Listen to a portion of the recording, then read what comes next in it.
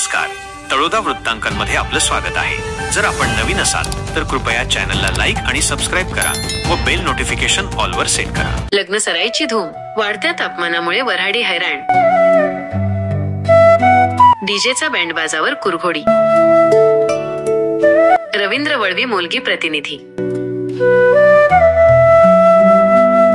सातपुडा परिसरात सध्या लग्नसराईचा धडाका सुरू असून मे आणि जून महिन्यात अनेक विवाह सोहळे पार पडत आहेत। एप्रिल महिना आदिवासी बांधवांसाठी पारंपरिक तूर मांदल वाद्यांच्या गजरात उत्तर कार्यविधींसाठी राखीव असतो, तर त्यानंतर लग्नाचे मंगलमय सूर घुमू लागतात। मात्र यावर्षी वाढत्या तापमानामुळे वऱ्हाडी मंडळींना प्रचंड त्रास सहन करावा लागत आहे। उन्हाचा पारा चढल्याने वऱ्हाडी मंडळी उन्हातान्हातून ये-जा करताना घामाघूम होत आहेत। सध्या मोठ्या प्रमाणात लग्नतिथी असल्याने एप्रिल अखेरपासून मे आणि जून महिन्यात विवाह सोहळ्यांनी वेग घेतला आहे। लोकसंख्येचा विचार करता एका गावात दिवसाला 2 ते 3 विवाह पार पडत आहेत। यामुळे वधूवर पक्षाकडील मंडळींना पाणी आणण्यासाठी मोठी धावपळ करावी लागत आहे। काही ठिकाणी वधू पित्यांना पाणी विकत घ्यावे लागत आहे। लग्न सराईमुळे बाजारपेठांमध्येही मोठी गर्दी उसळली आहे।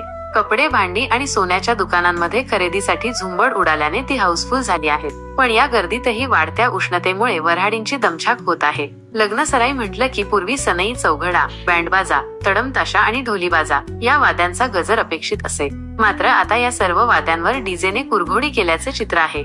जिथे डीजे उपलब्ध नसतो तिथेच आदिवासींचे पारंपरिक ढोल वाद्य आपले स्थान टिकवून आहे। पण आजची पिढी ढोलीबाजापेक्षा डीजेच्या तालावर नाचायला अधिक प्राधान्य देत आहे।